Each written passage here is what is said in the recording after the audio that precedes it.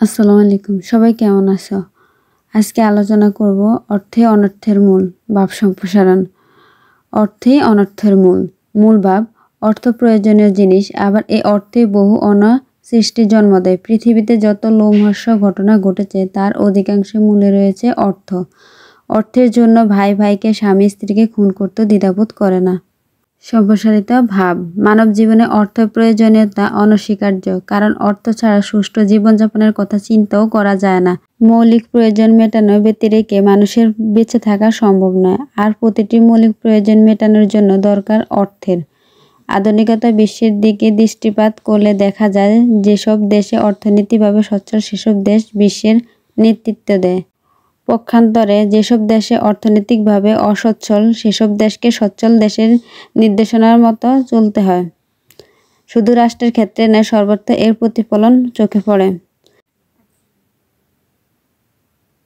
আসলে মানুষের দৈনন্দিন জীবনের যাবতীয় কর্ম ও অর্থের দ্বারা সম্পূর্ণ হয়। আপাতদৃষ্টিতে অর্থ মানুষের সুখ স্বাচ্ছন্দ্যের নিয়ামক হলেও সেই অর্থে অনেক সময় অনর্থের কারণ হয়ে দাঁড়ায়।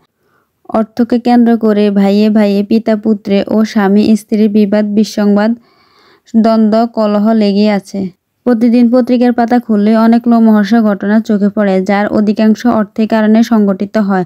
অর্থের লোভে মানুষ চুরি, ডাকাতি, ছিনতাই, রাহাজানি, এমনকি হত্যার মতো জঘন্য পাপাচারে লিপ্ত হয়। সরকারি কর্মকর্তারা ও কর্মচারীরা তাদের নীতি নৈতিকতা বিসর্জন দিয়ে দেশের চরম সর্বনাশ ডেকে আনছে কেবল অর্থের কারণে। অর্থের লালসা মানুষের নৈতিক অধঃপতন ঘটায়। পৃথিবীতে যাবতীয় দ্বন্দ্ব, অশান্তি আর সংঘাতের মূল কারণেই এই অর্থ। অর্থ সম্পদের কারণে রাষ্ট্রে রাষ্ট্রে যুদ্ধ, উন্মাদনা দেখা দেয়। শ্রমিক মালিকের মধ্যে মতবিরোধ এবং ভাইয়ে ভাইয়ে শত্রুতা সৃষ্টি হয়। অর্থের জন্যই মানুষ মানুষকে খুন করে। আজ থেকে ১৫০০ বছর পূর্বে কারবালার প্রান্তরের ইহুদীদের সেনাপতি সিমহারের হাতে যে হৃদয় বিদারক ঘটনা ঘটেছে তার মূলে ছিল অর্থ। সুতরাং জগতে অশান্তির মূলই হচ্ছে অর্থ। মন্তব্য: জীবন ধারণের জন্য অর্থের আবশ্যকতা থাকলেও এর মোহে কখনো নীতি ও বিবেক বিসর্জন দেওয়া উচিত নয়। তাই অর্থের পেছনে না ছুটে কিভাবে নৈতিকতা ও মনুষ্যত্ব অর্জন করা যায় তার পেছনে আমাদের ছোটা উচিত।